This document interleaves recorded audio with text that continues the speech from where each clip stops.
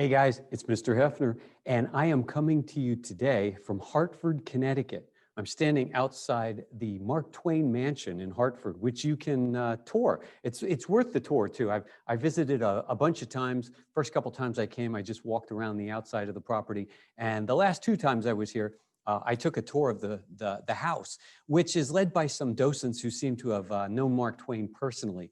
Anyway, you get to know a lot about Mark Twain. I should say Sam Clemens, because you're learning really more about the family man than you are the author. Although you do get to go upstairs into the room where he wrote The Adventures of Tom Sawyer. Some people say the house was designed to look like a riverboat. And you can sort of see that if you look up here, it almost looks like the wheelhouse of a riverboat. And then this down here would be the bow, and the riverboat is going the wrong direction. It's sort of going this way here. But when I brought it up to one of the docents just kind of like poo-pooed the whole idea and said, oh yeah, people have been saying that for years, as if it didn't really matter. Anyway, Mark Twain's a really interesting guy. Some people actually call him the first American author.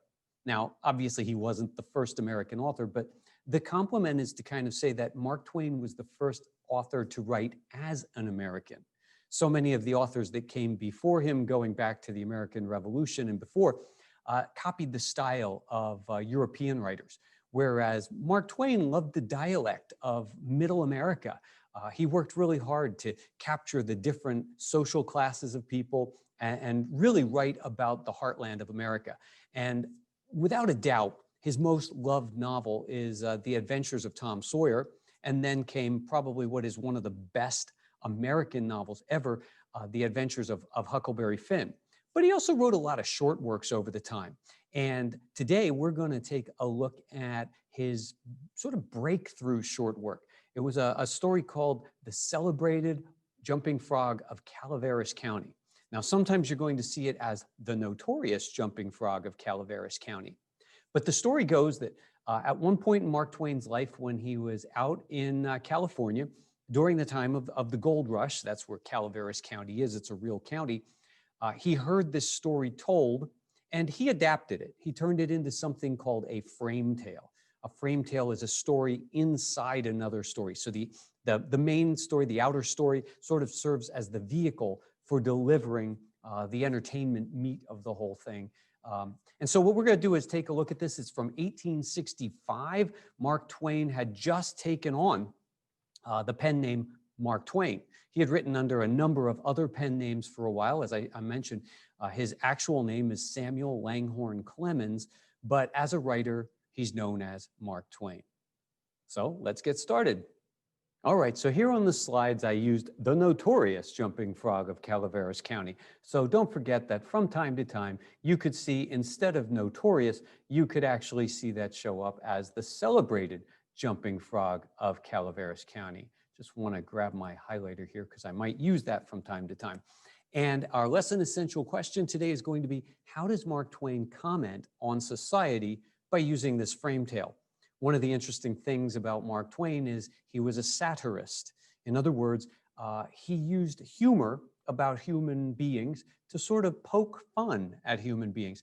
And I shouldn't say fun, because we think of the lighthearted, jovial Mark Twain, but as his life went on, he took on some serious issues of animal rights and human rights, and his sarcasm, especially when he got into topics such as wars, became dark and biting satire rather than the kind of lighthearted, funny, humorous, entertaining satire.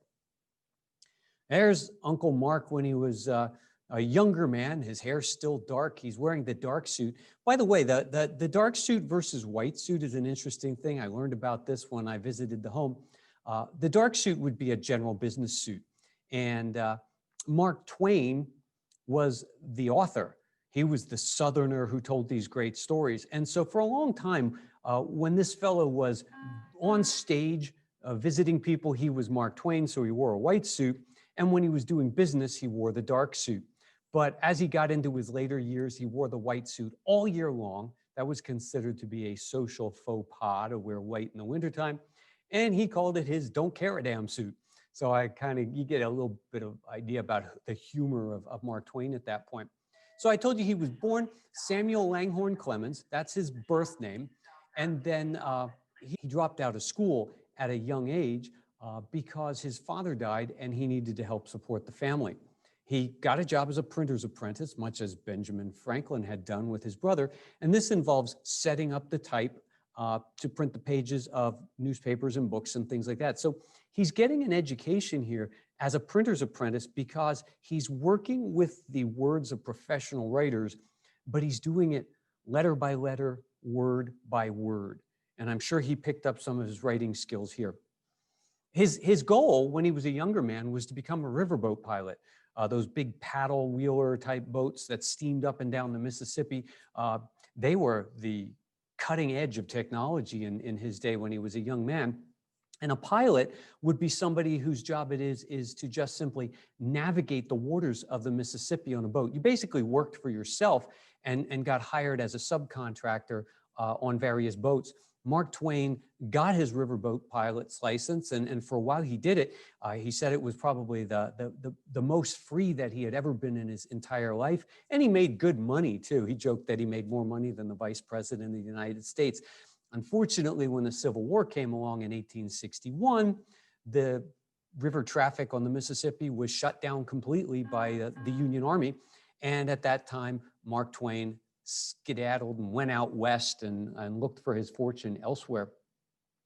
He served for a little while in a Confederate group called the Marion Rangers. They never fought any battles, and they weren't an official connection to the Confederate Army. And like I said, he took off and he went out west, tried his hand as a prospector for a little while. And that's perhaps where he heard the original story for this celebrated jumping frog. And he worked as a reporter when he was in California. And that was interesting because he was in California writing stories for newspapers on the East Coast. And then later on, he came east and he wrote stories for newspapers on the West Coast. He was a travel reporter for a while, went all the way to the Sandwich Islands, which we know today as the islands of Hawaii. But he went all the way out in the Pacific and wrote about island life there as well. So he traveled quite a bit. He was a novelist. As a businessman, he didn't always do so well. The house I'm standing in front of here made him go bankrupt at one point. He invested in some inventions that didn't go so well. He got swindled from time to time. And he always worked his way out of his money troubles by either publishing a new book or sometimes going on a lecture tour. He actually went all the way around the world on a lecture tour, telling jokes and reading from his works, and made enough money to get out of debt. And when he came back, he even wrote a book about it, and he called it Following the Equator, because that's what he did as he traveled. Late part of his life, his stories turned dark. He suffered a lot of tragedy late in his life. He watched one of his daughters and then his wife pass away. And then he watched another one of his daughters pass away in his house. When he brought her back home to take care of her, she had a seizure and drowned in the bathtub in the house. And so his later years were very, very dark. And if you read some of his later works, you find it's reflected in that as well. Now, as I said at the start of this, 1865, that's the last year of the Civil War. Mark Twain has gone out west. He's heard this story, and he publishes it. I said a little while ago, I had the title as Notorious. Over here on the right side of your screen, you see a British publication because the price was 1 shilling. You see a British publication of the story, and it's called The Celebrated Jumping Frog. Same story, regardless of what it's told. And it's going to be a tall tale. So there are exaggerations in this story, and you'll want to look for those. All right, now the literary terms that we want to pay attention to for this one are dialect. Right? Dialect is the patterns of speech in certain regions of the country. And Mark Twain just loved dialects. In fact, he got better and better at capturing them, writing them phonetically on the page so that you almost have to sound them out to understand what the characters are saying. And by the time he got to the adventures of Huckleberry Finn, he even identified the different dialects that he was using in that book by name in the introduction, so you could listen for them as you went through the novel. And then I already mentioned this one. A frame tale is it's a story that is actually told inside another story. So one story acts as the vehicle for delivering the longest, most interesting part of the story. So you'll see where the frame tale works out when we actually read this. Now, it's a story of exaggerations, and the Reader's Journal says, what story have you exaggerated to impress listeners? If you're a storyteller, and most people are, we tend to embellish the things that really happen to us a little bit. It's not that we lie outright. We just make them a little more exciting sometimes. And Mark Twain was known as a storyteller long before he even became a writer. His mother was a storyteller, and he might have picked that up from her. And so as you look at this story, look for the exaggerations and ask yourself the question, why might the storyteller, I don't want to say narrator because it gets kind of confusing in a frame tale, because you have the narrator of the entire story, but we're going to focus then on the story that's inside the frame.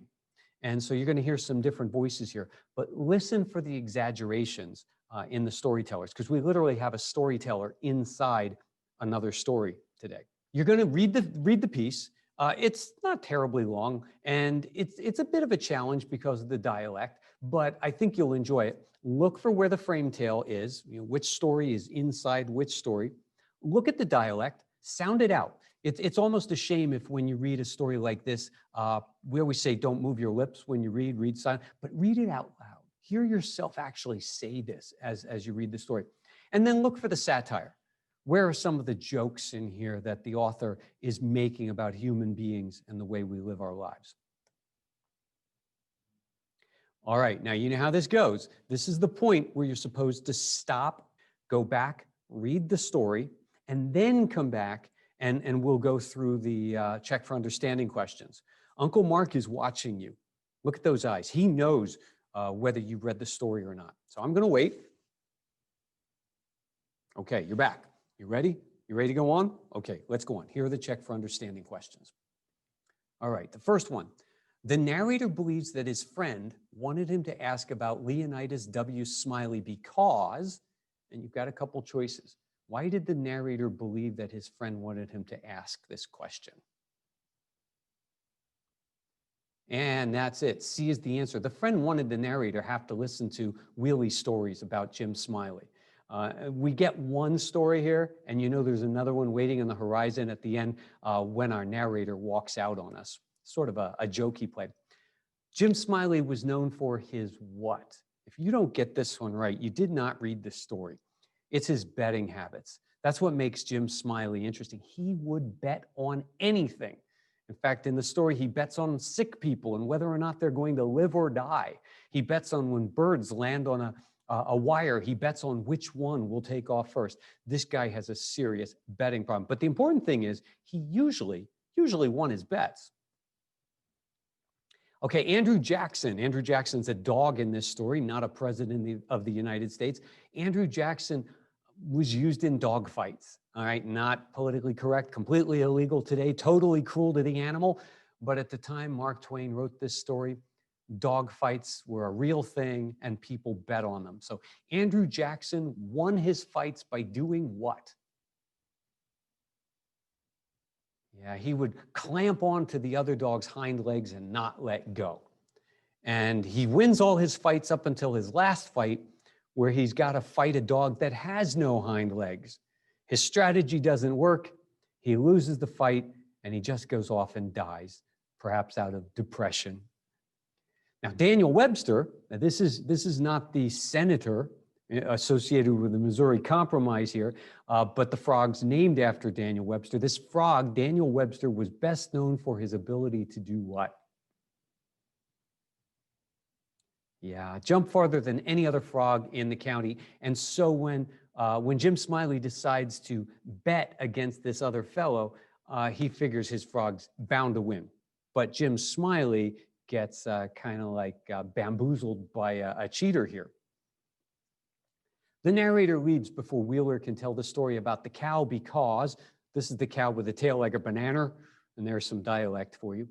He leaves because he's just had enough. He doesn't want to hear any more of these stupid stories, and so he just excuses himself and takes off. All right, we get a couple true and falses to finish this up here. True or false?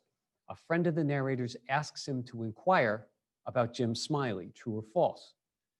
That's true. If that hadn't happened, we wouldn't have the story inside the story. How about number two? Jim Smiley usually won the bets he made. And that's right as well. Usually he did. He, of course, lost the one with Andrew Jackson the dog, and he lost the one on the celebrated jumping frog. But as far as we know, he won all the others. Number 3, Smiley's dog, Andrew Jackson, won his last fight before he died. And that's false, of course. He died because he lost his last fight. Number 4, the stranger that bet against Smiley's frog was a cheater. Absolutely. So if you didn't get what happened, when he said, well, I'd bet you, but I don't have my own frog, and then Jim Smiley goes to get him a frog, while Smiley was gone, he poured lead pellets like you would use in a gun. He poured those down the throat of the frog so that when it's time to jump, he can't jump. And so, of course, not Andrew Jackson, sorry, the frog loses the fight. Number 5, Simon Wheeler thought the stories about Smiley were boring. Simon Wheeler thought the stories. And, you know, I don't know about this one exactly. Simon Wheeler, I think he might have actually enjoyed the stories and he wanted someone else to hear them. And so that's what would make this false. But there's also a part of me that says he was just playing a dirty trick. He knows this guy, he knows how boring his stories are, and so he wanted to kind of like trick his friend into having to go listen to them. So I don't like that question. That's a textbook question. And as I said, true and false questions are really, really hard to create without being obviously true or false, because you can easily read into them too much. And I don't think we have enough evidence to decide for sure whether it's true or false. So if I ever gave you a question like number 5, I would ask you to explain your answer, because I think you can go either way depending on your rationale. All right, so I hope you enjoyed the celebrated jumping frog of Calaveras County. That's all we have for today. Mark Twain is one of my favorite authors, not necessarily because I like everything he's written. I honestly think Mark Twain has published some things that, you know, aren't very good, but he was very prolific. And so sometimes authors will put out a lot of stuff to get the true gems. But I find him fascinating. I find him fascinating for the way he lived his life, the way he faced challenges in his life, always rose to the occasion. And I think part of that comes from, you know, visiting this house right here. Like I said, if you ever get up to Hartford, Connecticut, it's right off the interstate. It's Interstate 84.